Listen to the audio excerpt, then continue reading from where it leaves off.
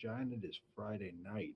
When I started drinking warm water for my prostate, my friends laughed at me. Somebody But when they started saw how drinking much warm I'd water for improved, their prostate? That's crazy. Those YouTube ads have just got to stop. Zeralath, hop on in. I'm going to throw you a link, and you're going to get in here, and we're going to talk about if voting is immoral or not. I think you'll like it. Plus, who wouldn't want Zeralath on their stream talking about this stuff? He's one of my good buddies. You know what? Zeralath, we got to integrate the tarot and the pendulum. I mean, it just sounds so cool together, doesn't it? Where are you, buddy? Zeralath. Oh, here we go. Sent it. Hop on in. I want to see your lizard. I know you got one. You got a big old honking lizard. I ain't talking about Priapus. I'm talking about your actual lizard. Welcome. I know he's there. So yeah, I've had this on the schedule for a while now. I was expecting other people to join me. I'm just gonna go live whenever I feel like it. I'm not gonna play these games. There he is. Hey. Immortal, what are you doing, buddy? What's up, man? I'm on mobile for the moment. I've been running around and doing things, but I thought I should. All right. Well, I got a question for you. All right. Is voting immoral? Yes. Yes? Yes. Voting is immoral. I used to think that, but now I don't. Do you think you know why I was doing that? Say again. We're talking about voting contextually for political power, correct? Pretty much any kind of voting would be for political power. Correct. Political power is immoral. It takes power away from another person, and I'm against it. However, what about tribal voting? Tribal voting is not about power shifting. Nobody's position changes. The rich man does not become the poor man because of the vote or anything like that. Because tribal life is very simple. The question is, can you have tribal voting and a fully functional civilization that has the proper means to grow and defend itself? See, these are questions that I think can be accomplished in a more secret society type of way. If you take the Hopi, for instance. Hopi have tons of secret societies within their tribal groupings, stuff of ritual context with the seasons and the coming of the Kachinas. Yes. Yeah, they did. But the Hopi don't have their own lands anymore. Oldest city in the United States. They still, it's in the United States. It's not, it's a permission. It comes from a peace treaty that was really a surrender that never fired a shot. What if it's reality? I'm not even saying we were necessarily wrong as individual persons, considering imperialism and the competition of empires. Because if it wasn't the British Empire or the Americans, it would have been the Spanish Empire, et cetera, which is why it's complicated. What if their oldest city in the United States survives the United States? Okay, that's fine. But whatever takes out the United States may take them out just because it may not care. And we were supposed to protect these lands, and there were targets precious to an enemy. Or just a natural disaster in the wrong spot. There's a concept under feudalism that I think is kind of interesting. It's I think what's his name? The guy who named himself after a fungus. Right wing guy. Named himself after a fungus? It sounds like a fungus. I'm not sure. But he talks about living in the shade. Right? So what he says is that if you've got power centralized, then the peasants who live on the outskirts of that empire are living in the shade. And they don't really have to worry about what's going on in the capital because the capital is concerned with itself. Right. So look, I get it, right? Because look, considering all circumstances, it was best for the Hopi to be in this situation, to preserve who they are, right? But at the same time, it got that way because they didn't have their own internal strength. And they had to acquiesce to somebody because empires were squeezing them out of their migratory patterns because all these native peoples, they liked their mobility across the lands, right? Spirits of the buffalo, etc., etc. All these factors. The Hopi's always been on their plateaus. They've never changed that. Okay, right. That yes. Also, there are. Granted, I screwed up by using a bad example on the Hopi. I am kind of thinking of the Hopi, but I am kind of thinking about everybody because I'm trying to say what's true for the Hopi that's true for everybody. Right? Because the Hopi is one example.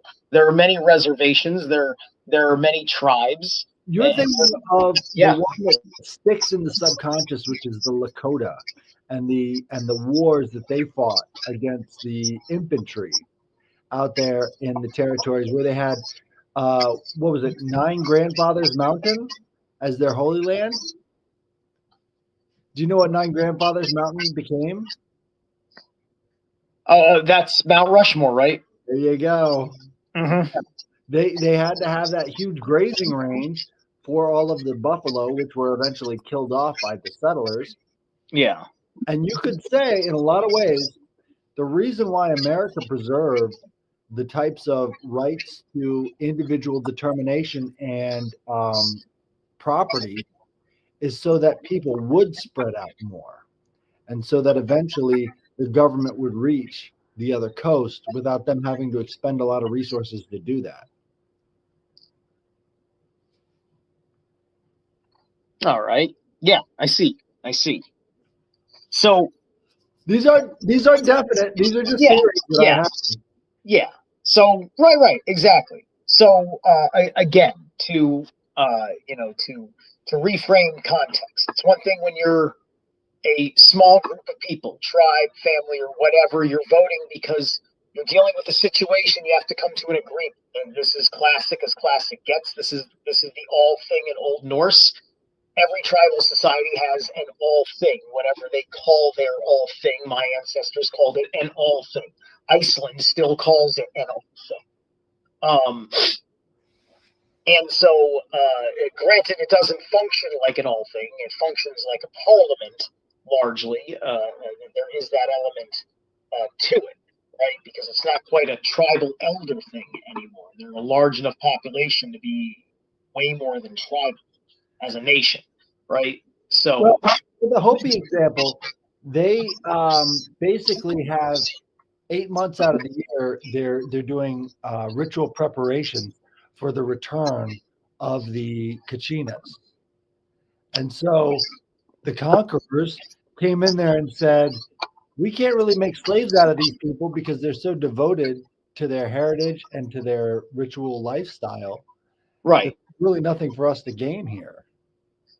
Yes. This is that guardian, that spiritual guardianship that comes to those with morality, right? Because the laws that go above even the dark forces of them, sometimes that works, right? If you as a people are in a certain lockstep, there's a certain unseen witness on a divine level that these monsters know that they are standing in honor, and you can't find your inroad that works because they have to lie to their people too. Plus, what if the invaders are superstitious and they would rather have the people more connected to these earth spirits and these sky spirits to stay intact so that if anything changes for them, you would know that something's going to change for your empire. Think about the ghost dance. Right. Well, yes, like if they're going to stay alive like that, you're going to just figure out how they fit in. How do they fit into your grand plan? Because you're forced to make them fit in because the good guys won today, right? I mean, they lost the day before, but they won this battle, which is why they're still here. Which has been my point, right? They don't get their free range on lands outside of their domain, their dominion. Which brings back the point about voting being immoral because it changes custom and tradition.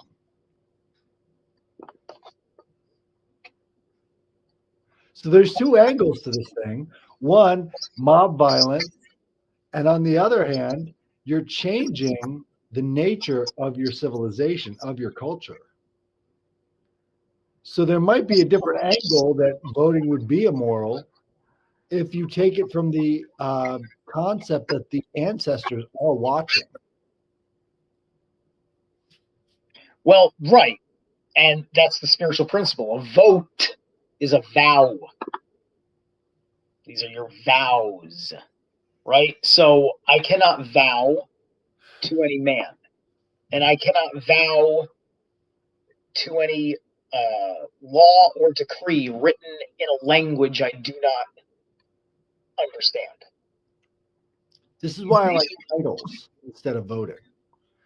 Titles, I think, would be a decent substitute for a vote because what you're doing is you're taking the different tribes that have their own unique relationship to their ancestors, and they're saying, this guy is a really good leader. We're going to give him a title that he can pass on to his progeny if he so chooses. And that title could be protector of this realm, protector of that realm, protector of this resource, protector of that god. You see? So when you've got titles, it kind of leaves it open-ended for the different families that make up the tribe.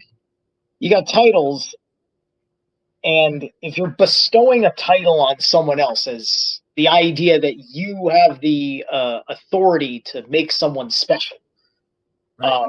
That I think is an absurdity because I give you the title today and then you abuse it tomorrow. The mayor gives the penguin the key to the city. The next thing you know, the city is destroyed. Right? This is classic. As the bestower of the title, you can also take that title back. So it's a lot more like this sort of blockchain model. Right. But the thing is that you would have to then come to a decision of who's the guy who gives titles out. So then you're going to have to vote.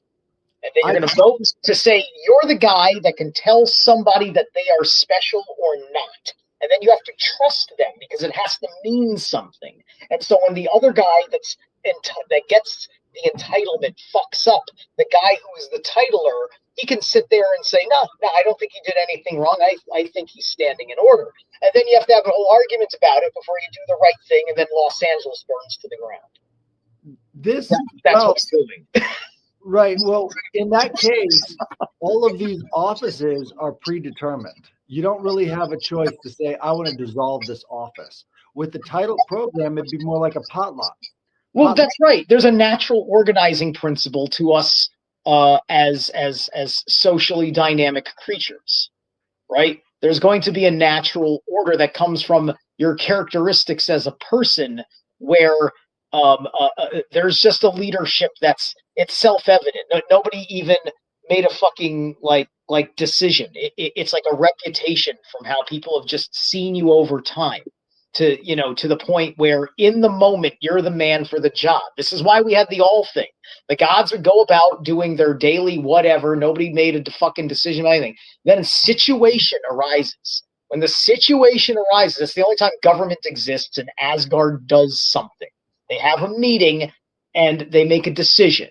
Fenrir's getting too big. What do? Tyr, I am the definition of trust. I must do this shameful act and betray. Right? These things, they arise naturally in us. That's why Heimdall has this overseeing of the thralls, the carls, and the jarls. It falls naturally into place. This is why I like yeah. Because basically what you're doing is, as an individual or as a group, those people can then organize based off of what titles they wish to give or what titles they wish to take away. Right. And I would have nothing to do with such people. I would live outcasted, being like, you don't get to determine who's special. That person earns it. They earn it by building a reputation and merit and earning trust. And I don't spend enough time with you, and I'm not acquiescing my power to you to give someone else more power. That's how cops happen. Titles are earned after battle. So as the battle is taking place, your prowess in that battle would then determine who would want to grant you that title. And again, it goes back to the fuck idea. But that's the thing. That's the thing. You grant somebody a title after the deed worthy of the title. Now he has to live up to that title. If there isn't another battle, he doesn't need a title anymore, because he should just go back to doing what he would rather do, instead of being forced into this position of austerity and responsibility.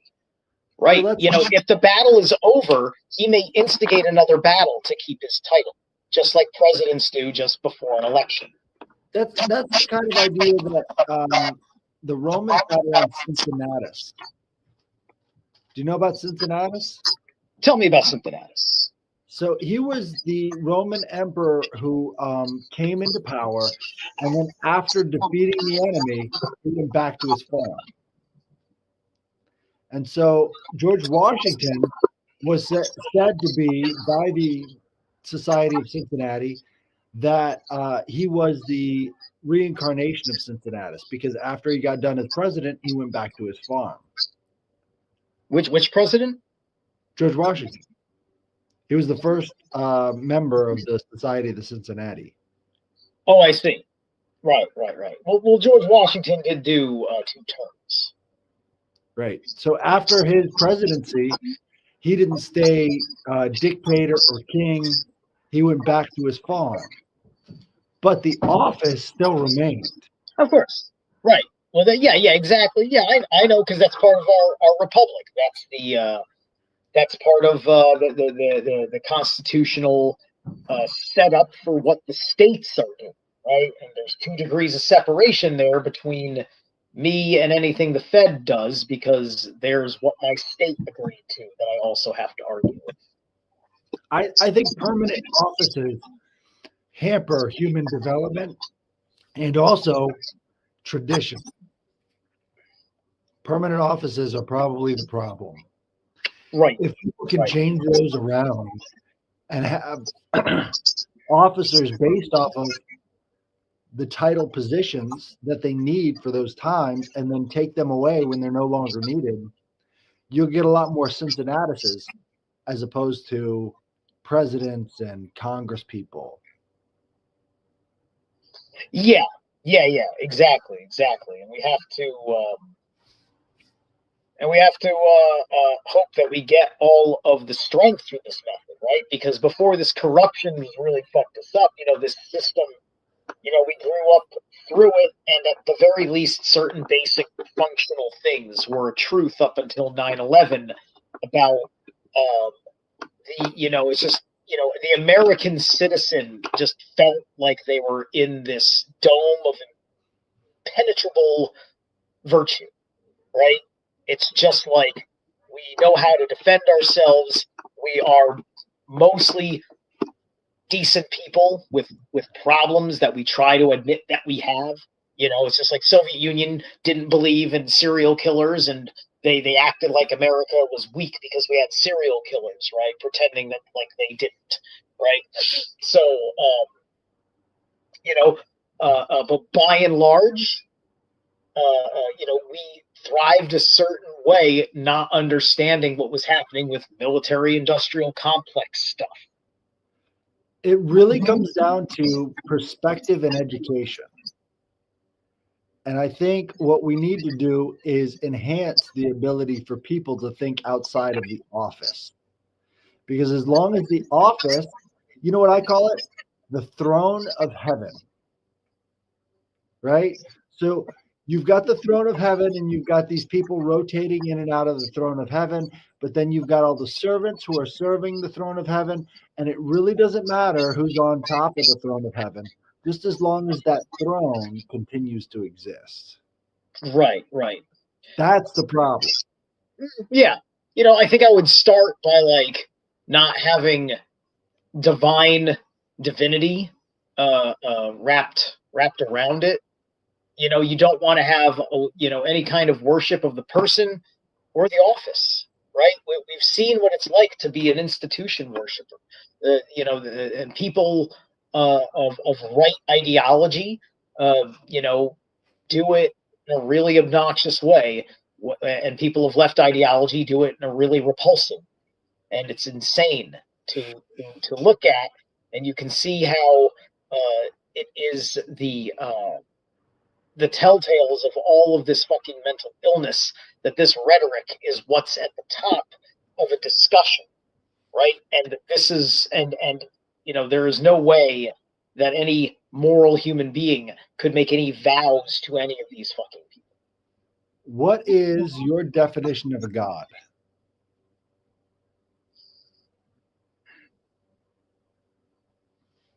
It's a power and a principality with a consciousness. So the way you've just described it sounds like my definition of a god, which is a personification of a sphere or circle of influence. I would say no, not personified. Personification is great for us as a example tool, but that's a different context of the question about what is a god. What is a god? In your personal development, then personification matters a whole lot. We can't fully know what a god is because it is divine. Well, yes, and thus we can make the safe assumption that personification is completely inappropriate and an assumption at best.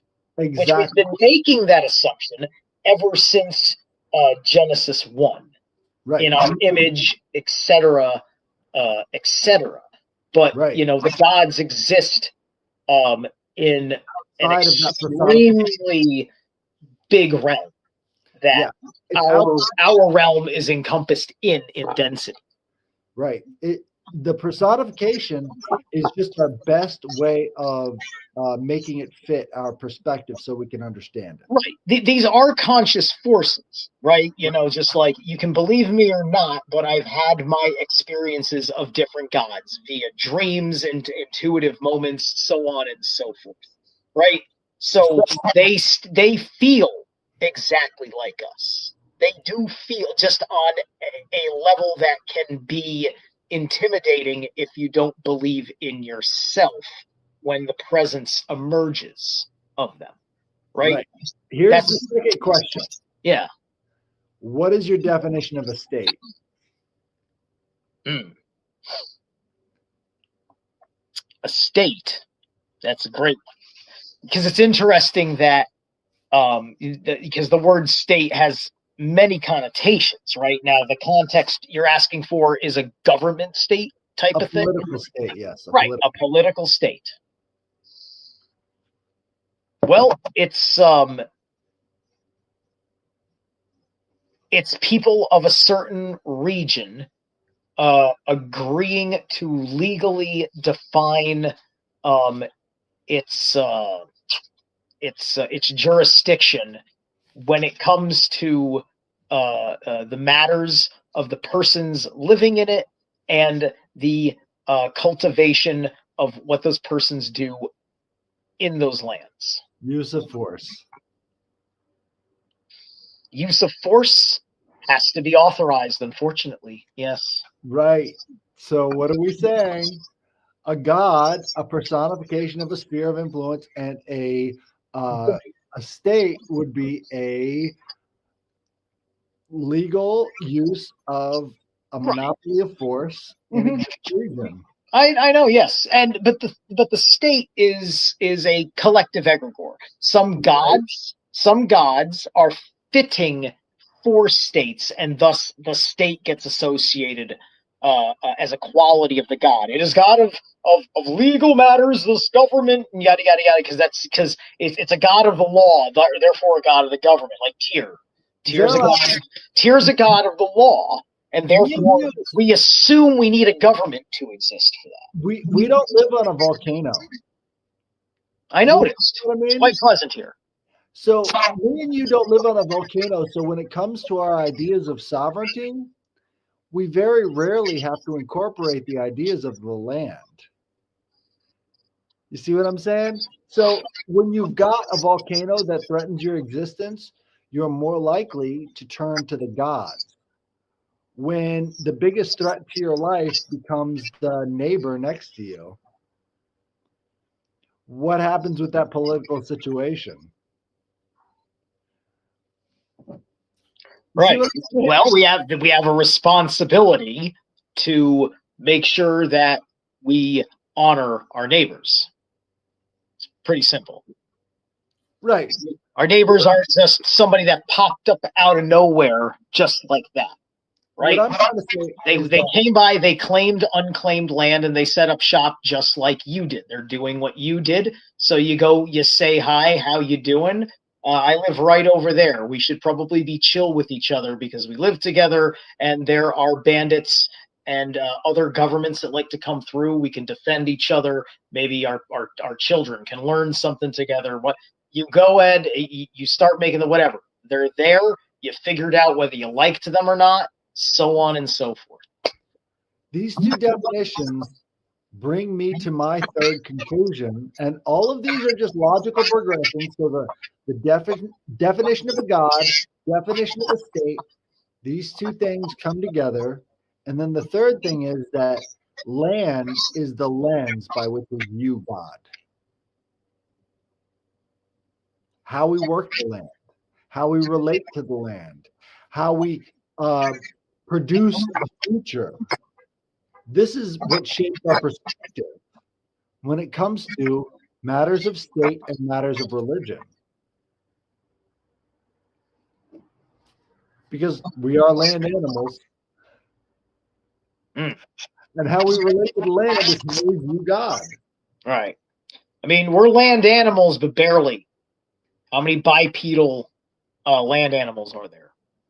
How many animals have free arms and a head in the highest place? Not many.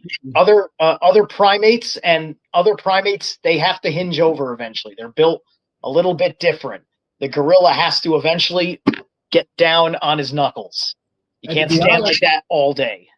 And to be honest, we're probably more closely related to the pigs than we are to the gorillas. We could take a pig heart out.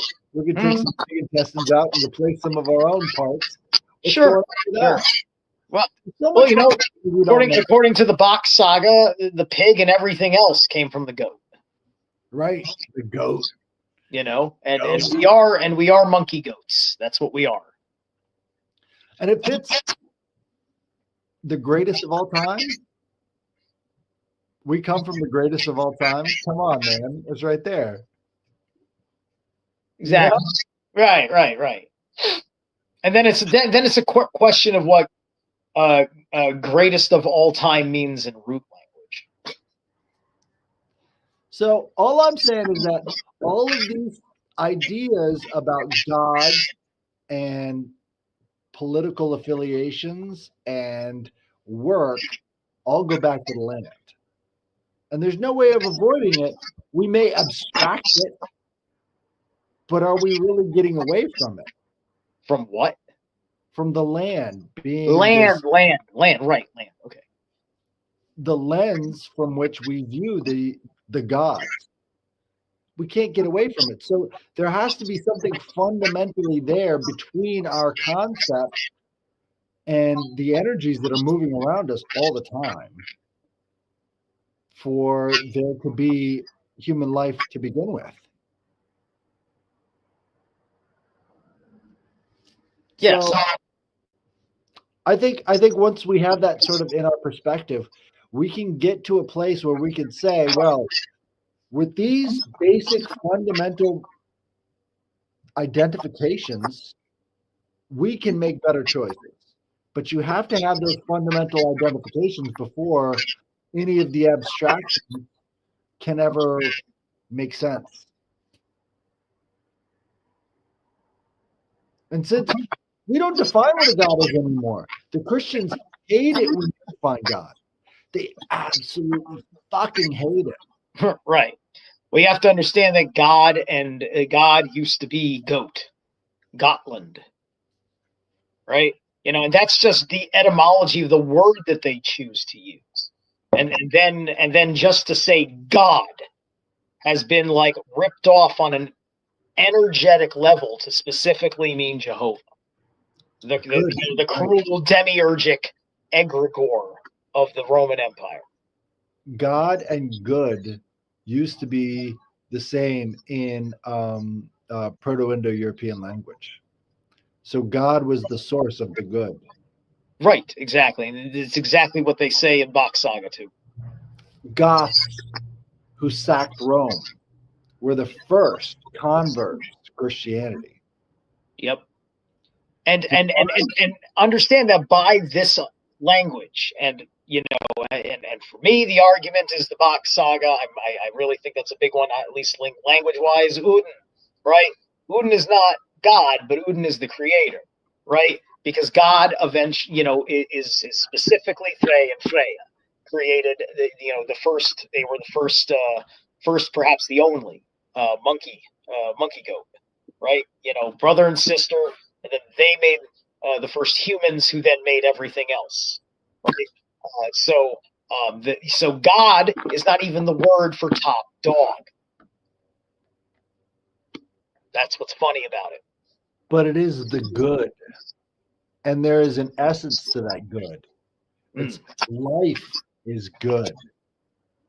And that feeling that life is good is what propels the species forward. Right. Life is good. Many people, though, are not having good lives, and it's because they're not focused on it. I know they're not focused on it, but they are so cut off from their roots. They are so distracted from knowing that they need to know their roots. They act like you're trying to uniform them into something that's like you, for telling them how important it is, or trying to, and them thinking that it's more trivial. It's not an easy thing to make somebody see as very important. That's what all of it is. You're finding a very proper sense of your identity that helps you make better decisions to live better. And then once you're living better, then life is good for you. It's supposed to be that at default. I'm figuring that part out. I just need a lot more resources. I need to work harder or something to manifest. Well, there's a certain drop off, right? When wisdom of the ages becomes technical data, you no longer have that connection to what is good.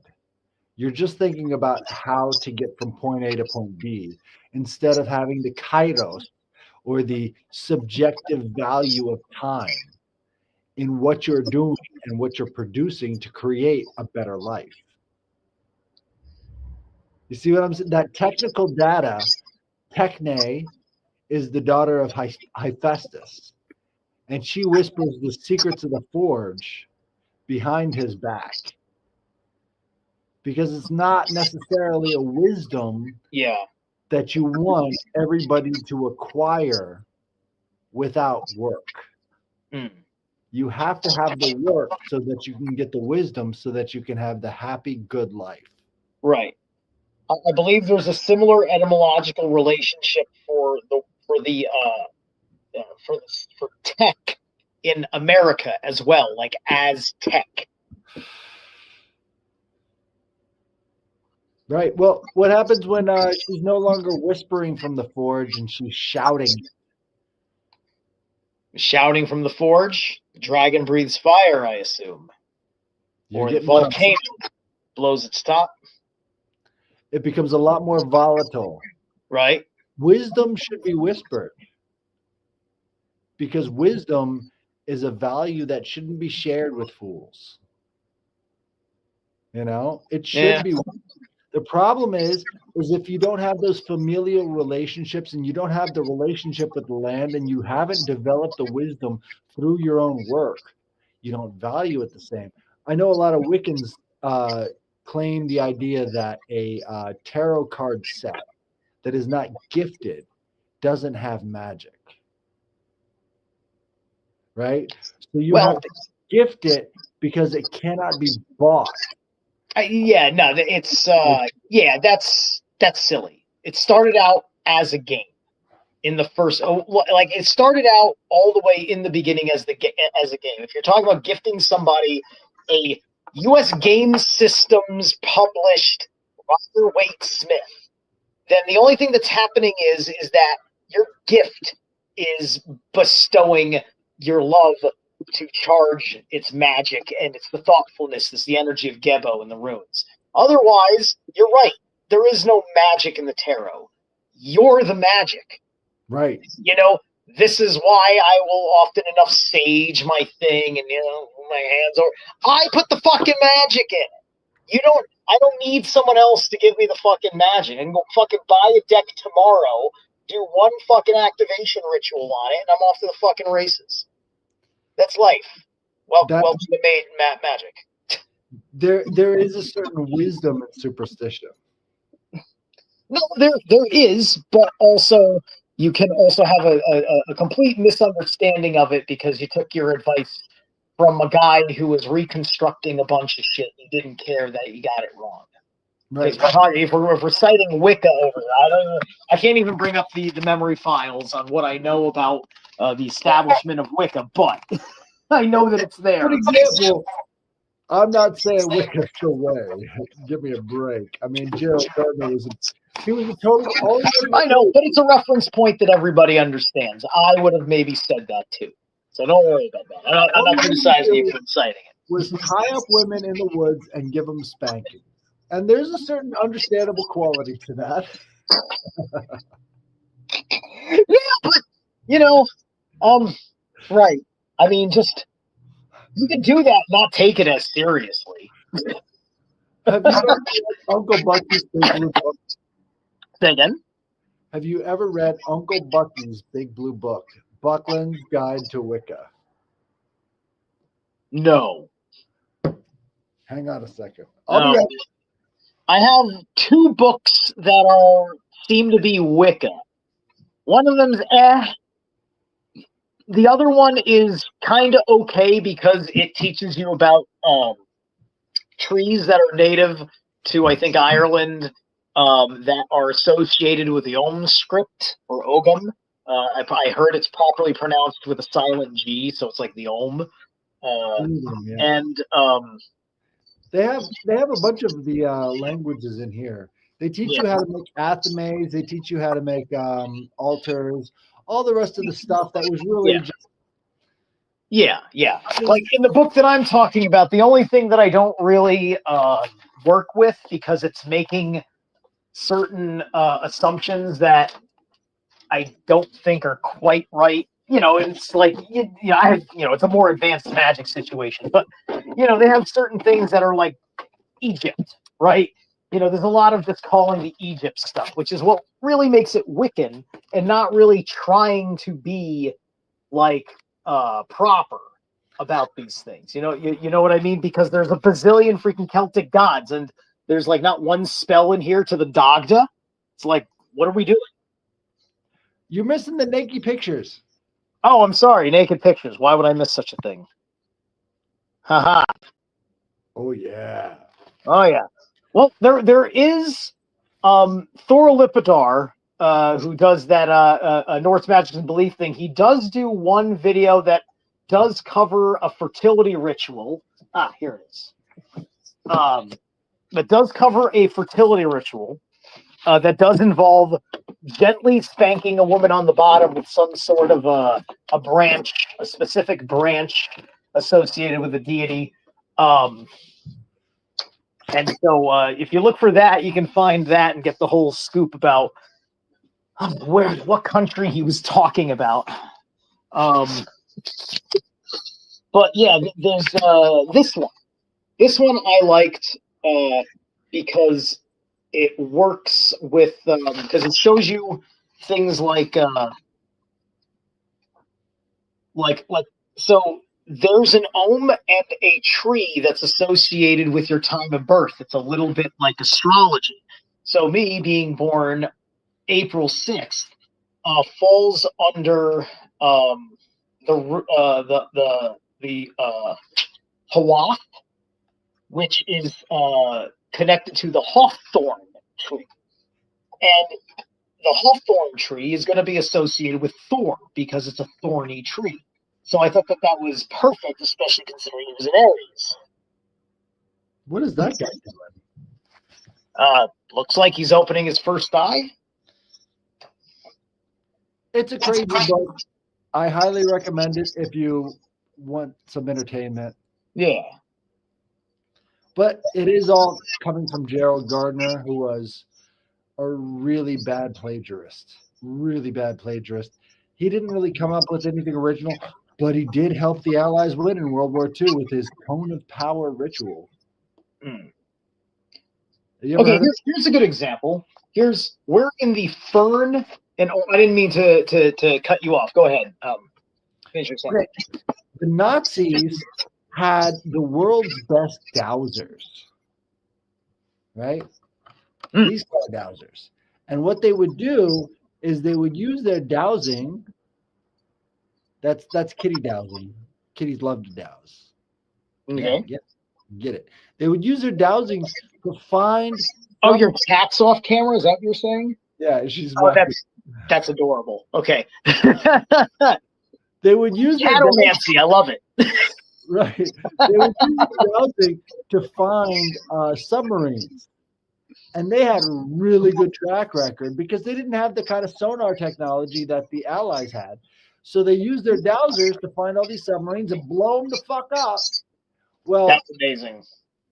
Here's what the Allies did is they used Gerald Gardner to do Cone of Power rituals to protect the submarines and to scatter the informational field of these submarines from the Nazis.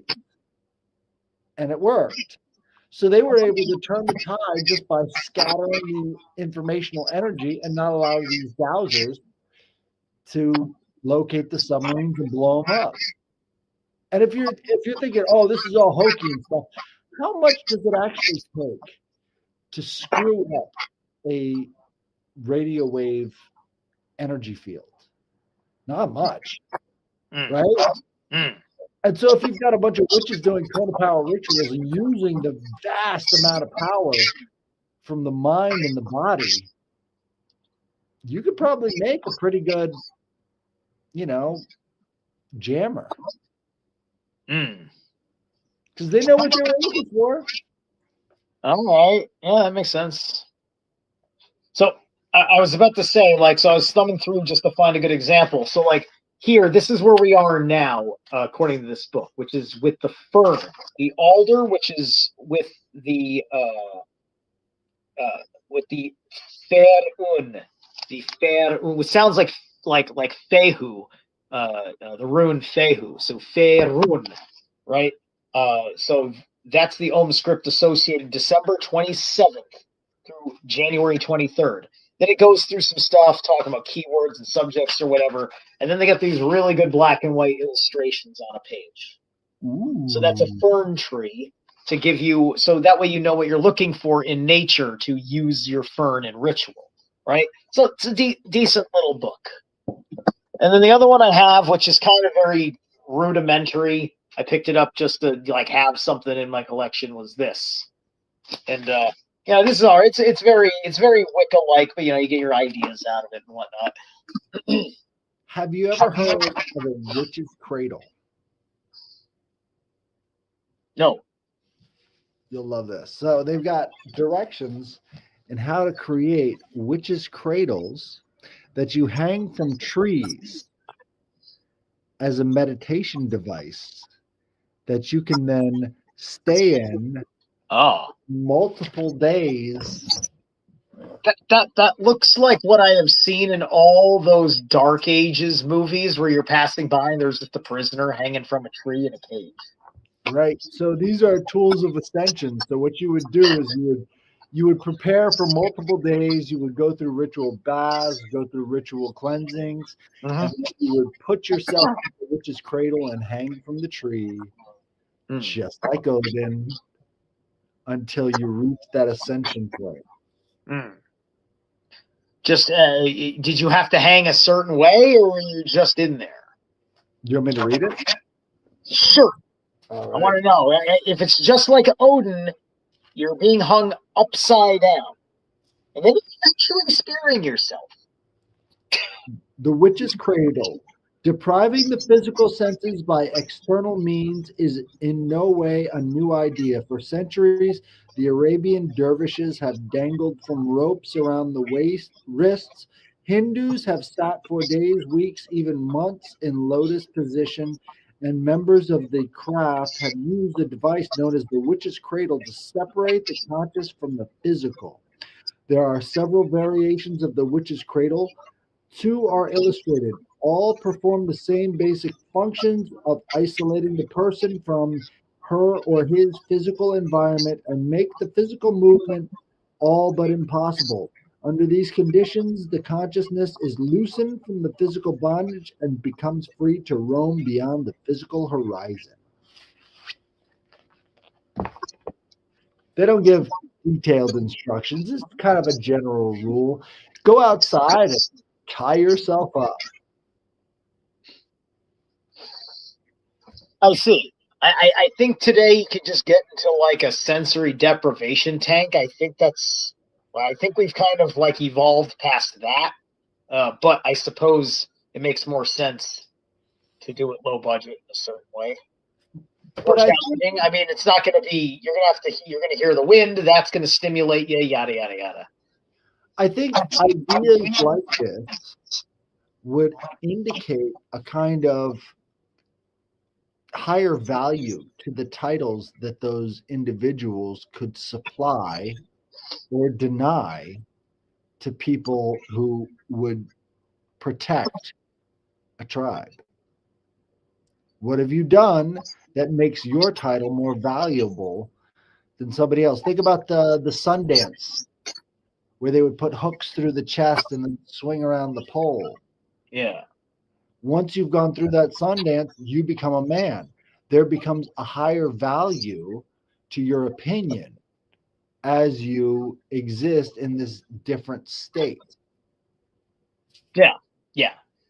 And that's the state of mind when we say state that way.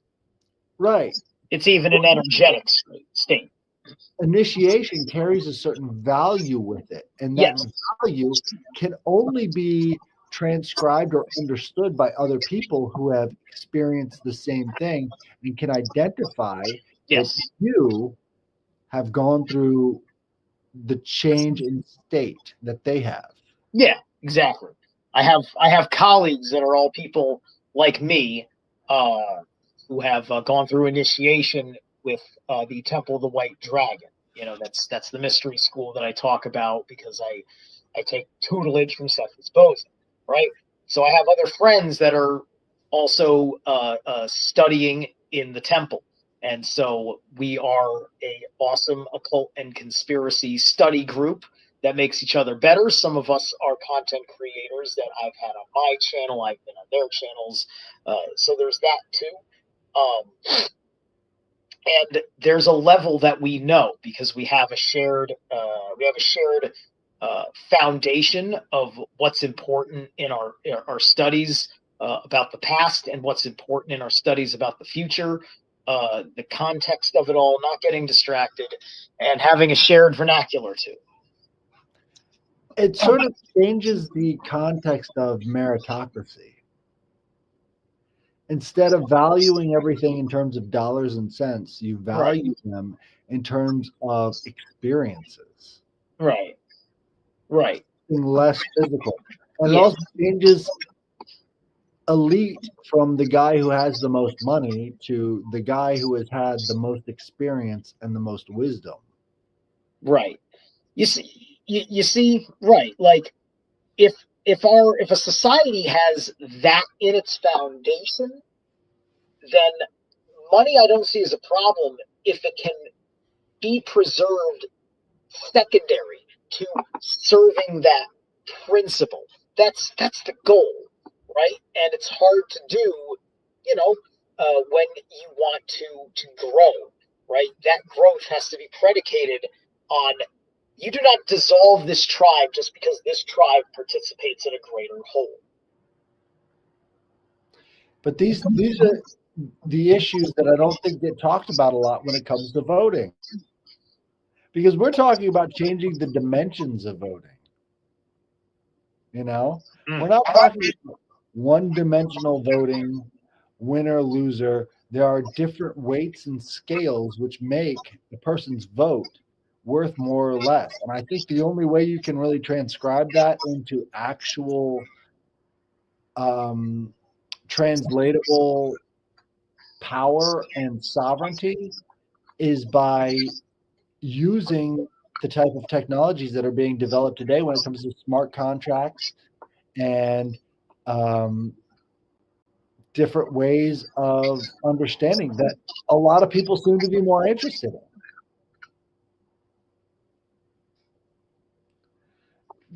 Take Nick, for example. Crossing the Abyss has brought a certain value into his life. Yes. If that can be confirmed and affirmed on a blockchain ledger with a person who has also had his ledger validated, you're now talking about increasing the authenticity instead of just increasing. Well, you're increasing the validation of your authenticity. He knows that he did it. Right. We see it in him, or what we see in him, we take on faith is there as exactly because of the experience that he has, because he's having that's his private ritual experience. That's his personal, very personal, private thing that has its personal aspects, as all should. Aleister Crowley, like many other people, they had titles. Who gave it to them? They gave it to the fucking selves. Crowley fucking came up with a ritual that means you're the Grand Poobah, and then he goes and does his own Grand Poobah ritual.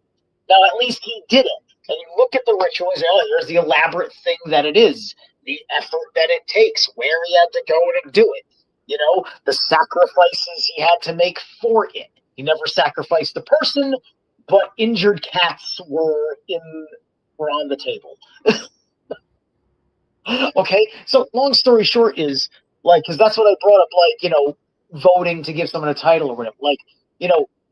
I call myself shaman, I call myself magus, because I'm doing these things. I've talked about rituals that I do, and that's a basic thing, but he's talking about titles he practically invented or derived from some principle he read in an ancient Egyptian manuscript or something, right? And kind of crafting his own thing about it. And that's, aspects of chaos magic. And I like those aspects of chaos magic. That's not inherently good or bad. What I like about this abstract conceptual model is that it turns the spear away from harming one another and now it starts to rend the veil. You see what I'm saying? We're voting to rend the veil.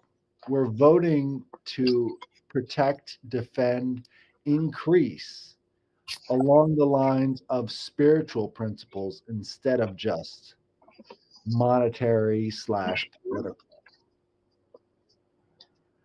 And I think that's kind of revolutionary, because I don't think that's really been thought of since the Eleusinian mystery schools being destroyed in the 3rd century AD, like, you're not allowed to go in there or we'll kill you. By the way, you've got to convert or die.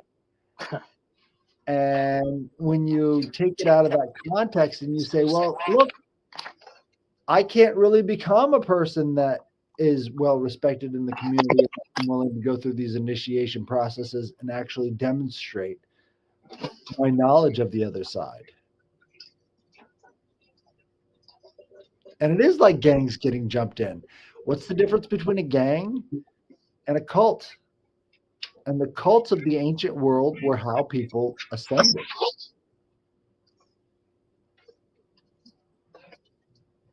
Yeah. Well, They're more like schools. Yeah, well, cults, cult, we get the word culture, right? So like even the word cult, it isn't necessarily, quote, bad, but we're inherently afraid of them because we don't want to admit that we're afraid of the freedom of private personal assembly, right?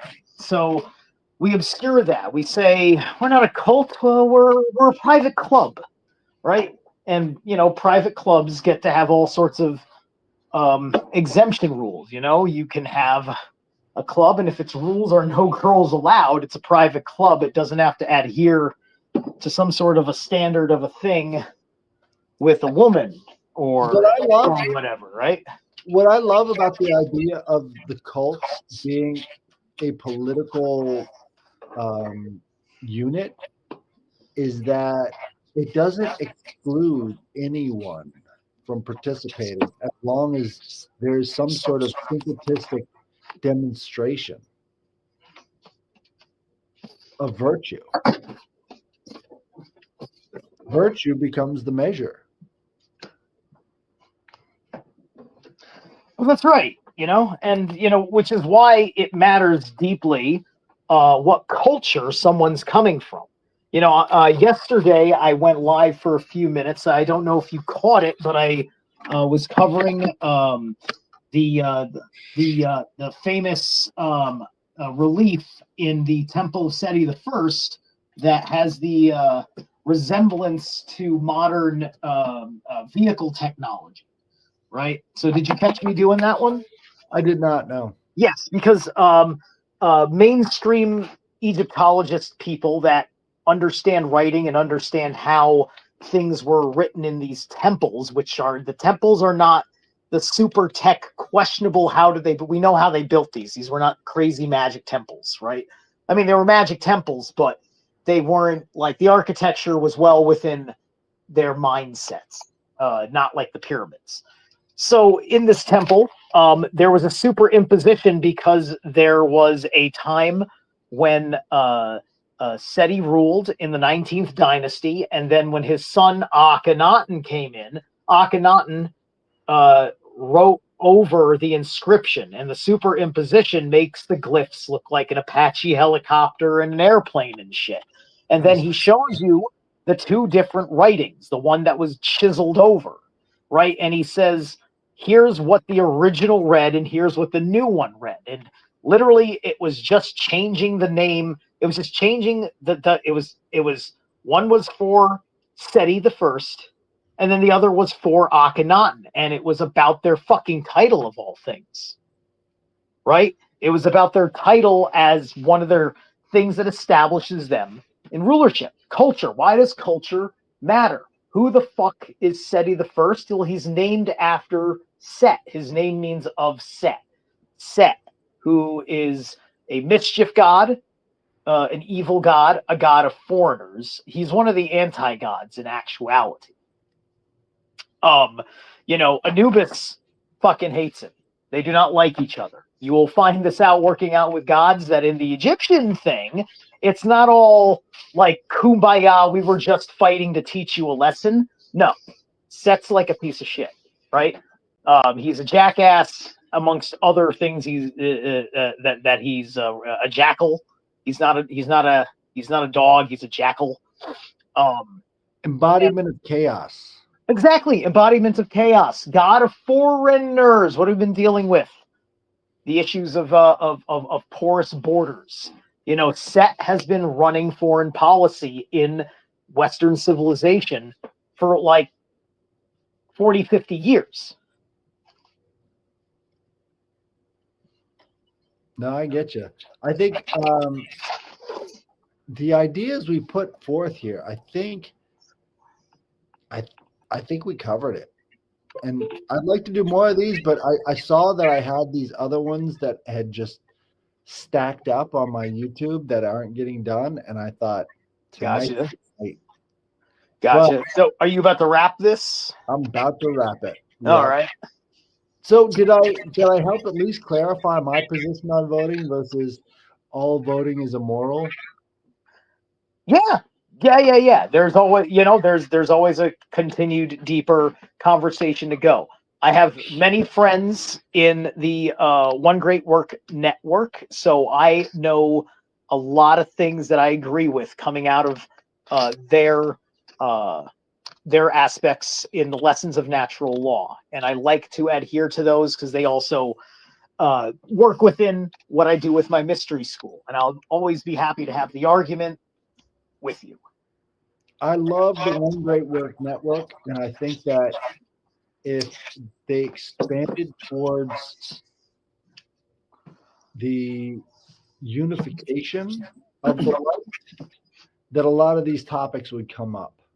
The unification of what? The light. Unification of the light. Well, we'll see what happens, right? People in network are doing what they're doing, and then Mark does his, he has his very private life, and he'll tell you all of what's up that he wants to when he goes live, right? That's Mark and his power. He is a dragon. He is a good dragon.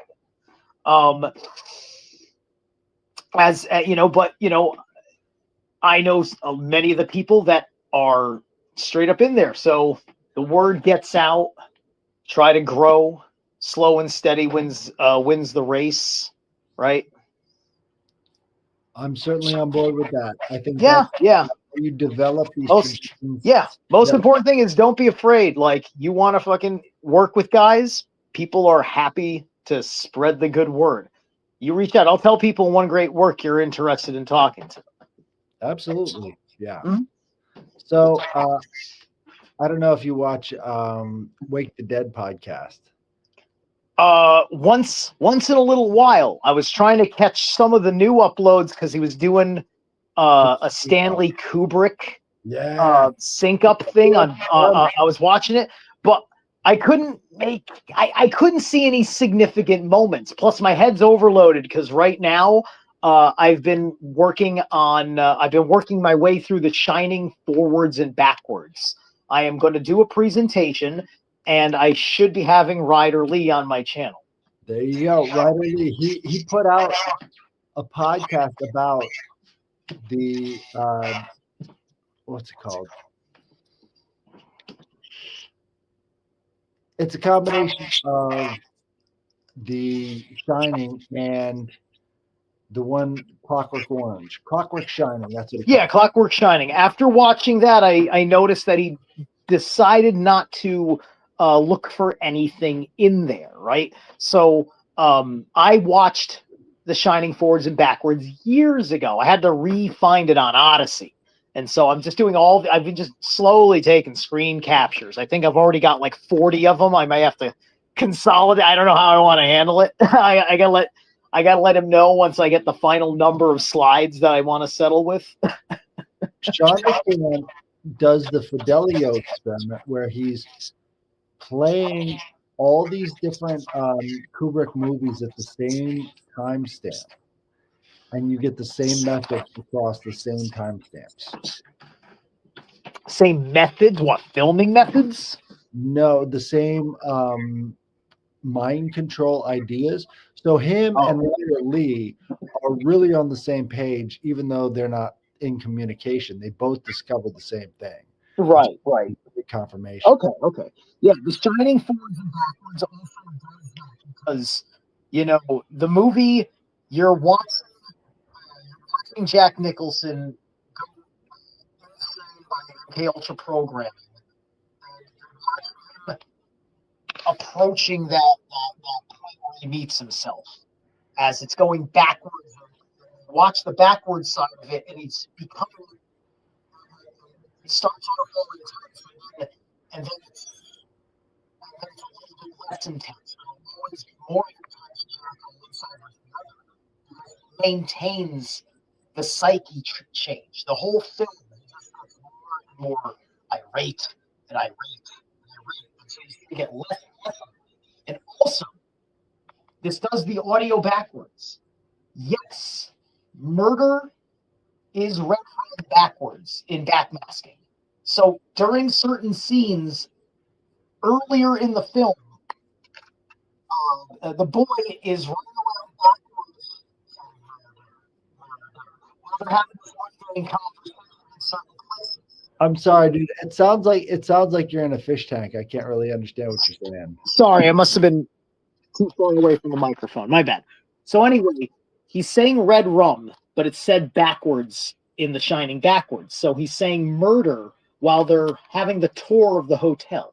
This is just one little hint of things going on that I'm going to talk about with Ryder, right? So, this is like murder. Murder happened here, right? That's what's being implied, and it's telling you specific places, and they're having a conversation at that moment about the Native American heritage of the hotel. So the Native Americans being murdered. It's a place that has a psychic resonance that will drive a man in solitude to murder. Right. So that's helping. There's a psychic amplitude to the MK Ultra. So it's a dark ritual place. That just emphasizes the need for spiritual hygiene. Yes. So that's a sneak peek of things coming down the pipe on top of what you already see on my list. Awesome. Well, thank you for joining me tonight. I think this was a good sort of awakening, eye-opening experience. I think there's a lot more that we could do as a collective. Yes. And we got to talk about it. That has to be a focus. And I don't think it has to be obsessed about the way that the communists do it. Communists are obsessed with how to control these groups. So if we can keep it free-flowing and keep the ideas relevant, logical, and I guess the main thing is to have a heart. Right. Look, we got to establish standards that really show human benefit for all, and then everything else has to react, with love, to how the culture changes, how the cults change, so on and so forth. Human dignity must be respected. Yes, I think absolutely. Everybody in the nobility space of this new sort of shifting understands is that human dignity has to be respected. Yeah. Well, thank you for joining me. This has been Headless Giant. We've been talking about if voting is immoral. Join me again next time. Thank you, Zeralath, for joining me. Bye, everybody. Bye.